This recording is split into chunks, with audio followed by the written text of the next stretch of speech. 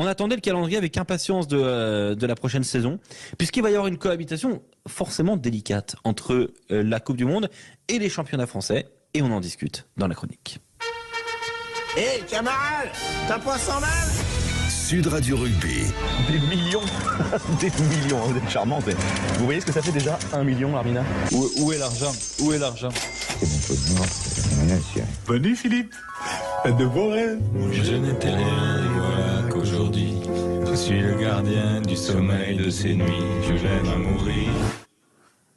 Et oui, Philippe Spanghero, notre chanteur, analyste, rugby, économie, macroéconomie évidemment, un spécialiste de tout, et notamment de la musique française. Philippe Spanghero, on parlait d'une cohabitation délicate.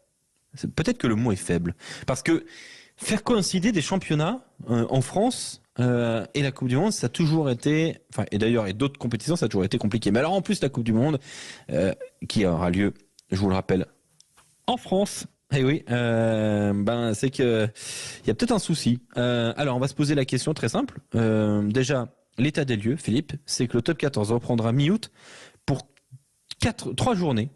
Et ça, c'était plus ou moins prévu. Ce qui était moins prévu, c'est que la Pro D2 en ferait de même, mais la Pro D2 continuerait durant la Coupe du Monde. En effet, c'était moins prévu, mais il faut refaire l'analyse globale de comment fonctionne le rugby français. Il repose sur deux pieds d'un point de vue économique. Les droits télé, bien sûr, par la Ligue, et puis pour les clubs, ce qu'on appelle les revenus jour de match. Et au milieu de tout ça, il y a l'équation sportive. Donc, pourquoi la Pro D2 continue? Ça me choque pas. D'abord, d'un point de vue du diffuseur, c'est moins grave de mettre des matchs en semaine. Il y a moins d'enjeux par rapport à la négociation, à l'impact des droits sur la diffusion sur la Pro D2.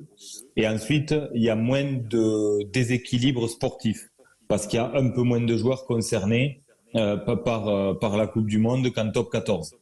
Donc, quand on a dit ça, ça me choque pas, moi, que la Pro D2 continue. Honnêtement, ça va être un peu plus difficile pour les clubs pendant cette période de Coupe du Monde de remplir leur stade et leurs hospitalités. Donc, je suis pas sûr que les présidents de clubs de Pro D2 soient ravis. Ils vont avoir certainement un petit déficit par rapport à la saison dernière sur ces enjeux de revenus jour de match. Et pour le top 14, on s'attendait à ce que ça se passe comme ça, c'est-à-dire démarrer avant la Coupe du Monde, sans les internationaux certes, mais le pour 19 commencer à faire 19 août pour faire 3 journées, et puis ensuite geler la période de Coupe du Monde pour reprendre juste après la finale. Donc voilà comment ça se passe. On a essayé de ménager les enjeux économiques avec les enjeux sportifs. Ça me paraît pas déraisonnable d'avoir installé cette formule. Je pense que les clubs de Pro D2 souffriront un peu financièrement. J'espère pas trop. Après, il y a quand même une donnée aussi dans l'équation, c'est que cette Coupe du Monde, elle est pas accessible. Personne n'a de place. Donc les gens la regarderont devant la télé et ils auront quand même envie de continuer à aller dans les stades de leurs équipes favorites. Personne n'a de place. C'est malheureusement un constat qui pose vraiment problème. On en parlera peut-être un petit peu, de l'aspect populaire de cette Coupe du Monde, tout comme de l'aspect populaire des Jeux Olympiques dans un peu plus d'un an. Pour la parenthèse, parlons-en, mais c'est hallucinant. Je croise des dizaines de personnes toutes les semaines qui me demandent désespérément où ils peuvent trouver des places. Je pose la question de savoir qui a pu avoir j'ai très peur que des entreprises aient payé des rangs entiers de places et qu'il y ait des sièges vides. Ça me ferait très très mal. Mais on peut pas écarter l'option malheureusement. Il y a la Ligue nationale de rugby se dit le top 14 Pro D2 ça suffit pas, on va rajouter le In Extenso Super 7 pendant la Coupe du Monde, ce qui est une idée somme toute très très très surprenante, mais pourquoi pas. Alors question simple et j'ouvre rapidement le débat avec Julien Thomas, mais d'abord Philippe, j'aimerais bien ta réponse. Est-ce qu'il n'y a pas la crainte d'avoir un trop plein de rugby? Clairement, le top 14, la Pro D2 et parce que là on aura plus, mardi, mercredi, jeudi, vendredi, samedi, dimanche. Non, mais alors, il y aura un trop plein de rugby. Alors, pour les plus grands amoureux de ce sport comme nous, jamais. Mais pour les amateurs de rugby qui vont être assez focalisés sur la Coupe du Monde, tout ce qui va se passer à côté passera un peu à l'as et perdra de son impact. C'est une certitude. Que les gens en soient écœurés, non. C'est juste qu'ils le regarderont moins et que ça perdra de son impact. Alors, encore une fois, en télé, ça n'a pas d'incidence. Les droits télé sont figés, qu'il y ait 300 000 téléspectateurs ou 800 000, ça ne change rien. Le vrai enjeu, c'est ce qui va se passer dans les stades pendant ce moment-là, puisqu'encore une fois, toute notre économie, elle repose sur la billetterie et les relations publiques. Donc là, ça va être une vraie interrogation. Le top 14, forcément, va pâtir un peu certainement des vacances scolaires pour les 2 premières journées d'août. Peut-être un peu moins pour la première de septembre. Et ensuite, juste après cette Coupe du Monde, il faudra reparler tout de suite du top 14, du championnat, rebondir. C'est toujours des périodes très délicates. Mais l'équation, sincèrement, pour les instances qui font les calendriers, elle est complexe. Qu'est-ce qui vous choque le plus, Julien Thomas et Philippe Spanghero? C'est le retour du top 14 le lendemain de la finale de Coupe du Monde, ou c'est de voir que on va avoir du top 14 avant la Coupe du Monde, donc ce seront des doublons, disons-le clairement, des doublons avec les internationaux, et d'avoir la Pro D2 pendant la Coupe du Monde qui se déroule en France.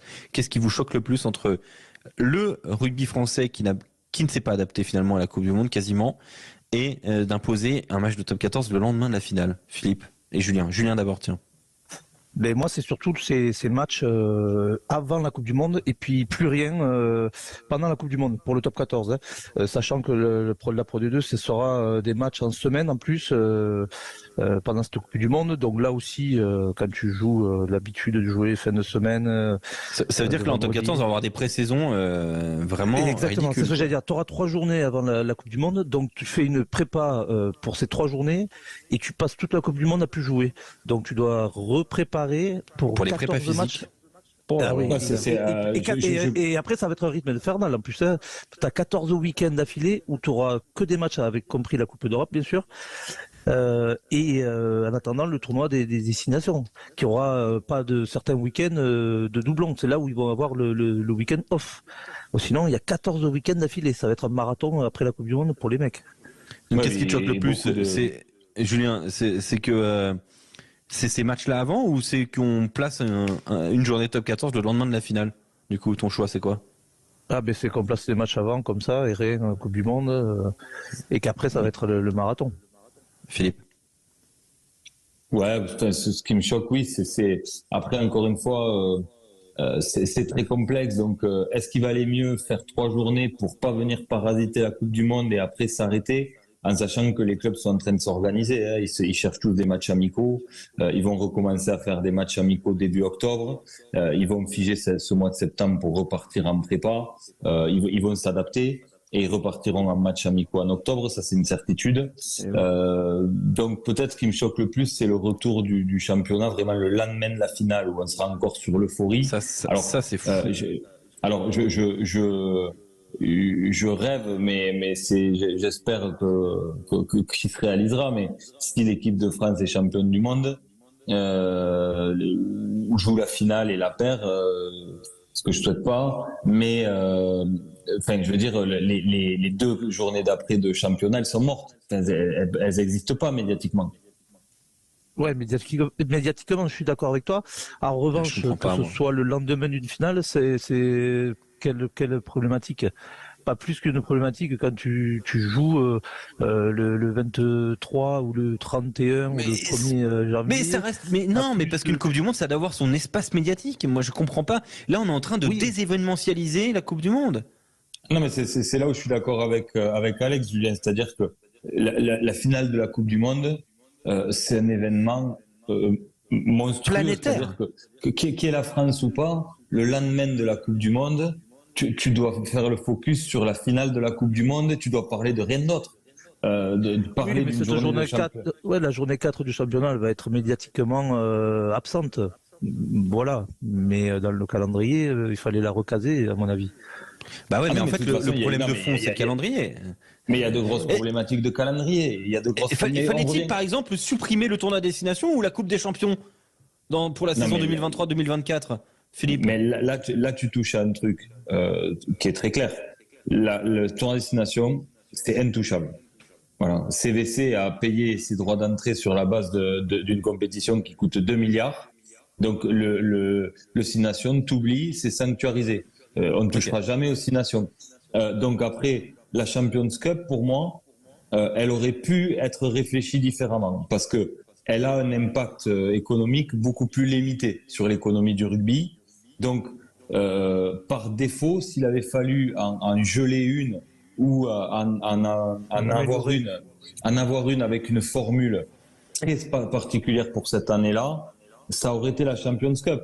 Mais en tous les cas, pour l'instant, encore une fois, l'économie du rugby, elle reste fragile, elle repose sur les jours de match. Et à la fois, il faut préserver les joueurs et à la fois, il faut jouer beaucoup. Ouais, mais c'est ça. Et à la fois, quand tu vois que tu as le plus grand événement du monde pour la première fois entièrement sur tes terres, et qu'en fait tu mets toutes les compétitions en même temps, il y a même du Super 7. Enfin, vous vous rendez compte je suis désolé, je m'excuse. Peut-être que c'est pas le même public 7 et 15, même si personnellement j'en doute. Qui va aller voir de Super 7 pendant la Coupe du Monde? Qui va s'intéresser médiatiquement à cette compétition? Avec une finale le lendemain des demi-finales, il me semble. Mais oui, mais pourquoi mettre ça en septembre, octobre? Pourquoi pas plus tard? C'est ouais.